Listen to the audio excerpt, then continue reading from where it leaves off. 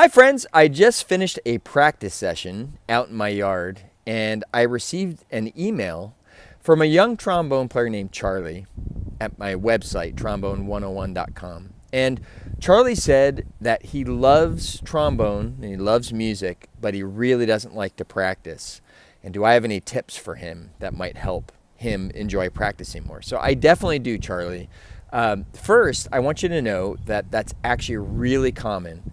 That I think we all love our instruments that we have, but many times people don't like to practice. So first of all, you're very normal. That's probably the majority of students that I work with. So you're not weird. And then secondly, remember this, that practicing takes practice. So to learn how to be a good practicer, it really takes some time to work on this. So you have to be patient. And the first thing I would just say, I think that makes practicing a lot easier, is to set goals. So figuring out some goals that you have, it might be learning a song or learning a scale or just making a more beautiful sound. Whatever it is, having a specific goal in mind before you practice makes practicing a lot easier. It gives your practice purpose. I think another thing that really helps with practicing is getting a private teacher, because having a private teacher, they'll know exactly things that you should work on to address your weaknesses. And they'll definitely give you exercises that will help make you a better player. So I think it's one of the greatest things you can do. And the earlier you can get a private teacher, the younger you are, the more profound effect that will have on your playing. I would say one of the things I encourage my students to do, and I love to do this, is practice things that you're not great at. Now, I know that can be very frustrating, but remember this.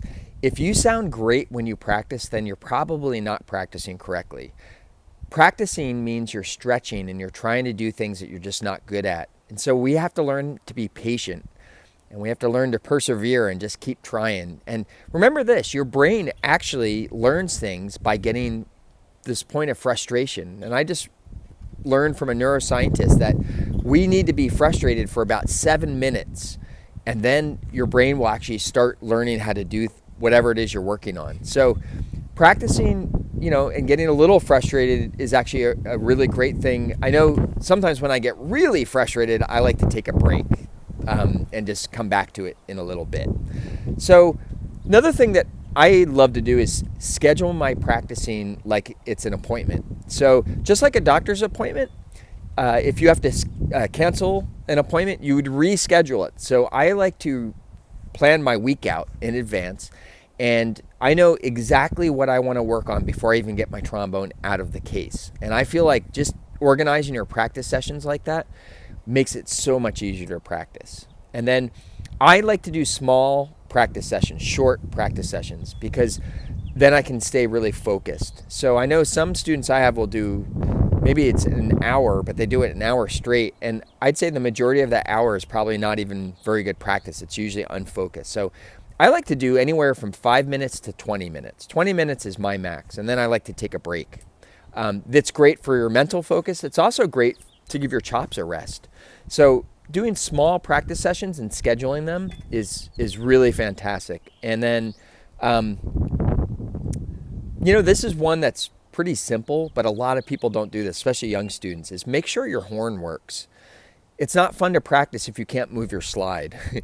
So make sure you lubricate your slide. If you have a valve, make sure your valve is lubricated. If you notice that you have a dent that makes your slide really hard to move, get it fixed, because that's, it's just impossible to play, and you're not going to look forward to playing if your horn doesn't work.